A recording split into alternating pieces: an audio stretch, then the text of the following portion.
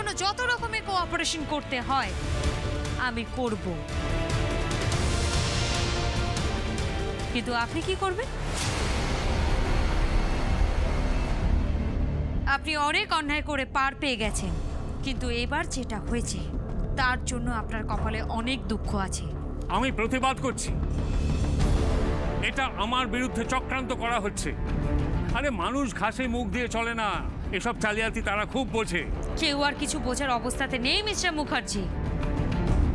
দোষ প্রমাণ হলে মানুষ তাদের ছেড়ে দেবে না, সেটা আমি হই কি আপনি। বুঝতে পারছেন? আপনারা বুঝতে পারছেন তো কিভাবে থ্রেট করে আমাকে চুপ করানোর চেষ্টা করছে দুর্গা? এটা হচ্ছে স্বৈরতন্ত্রী মনোভাব, দমন নীতি। এটা ভয় দেখিয়ে আমার মুখ বন্ধ করার চেষ্টা করা হচ্ছে। কে কি করছে আর কে কি করেছে খুব তাড়াতাড়ি সবার সামনে আসবে। খুব তাড়াতাড়ি এই ঘটনার তদন্ত হবে। আর আপনাদের আমি অনুরোধ করছি, এই সমস্ত কথাকে আপনারা গুরুত্ব দেবেন না। যেটা সত্যি সেটা সবাইকে জানান, সবার সামনে নিয়ে আসুন। আপাতত সাংবাদিক সম্মেলন শেষ, পারলে দুর্ঘটনার জায়গায় যান। এখনো অনেক মানুষ আছেন যাদের পরিচয় এখনো জানা যায়নি। চেষ্টা করুন আপনাদের সাধ্যমতো তাদের খবর তাদের প্রিয়জনদের কাছে পৌঁছে দিতে।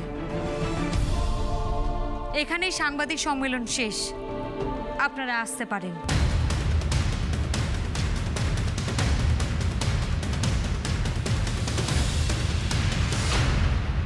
দুর্গাদেবী, দলের কাছে এই সময়টা ভীষণ গুরুত্বপূর্ণ।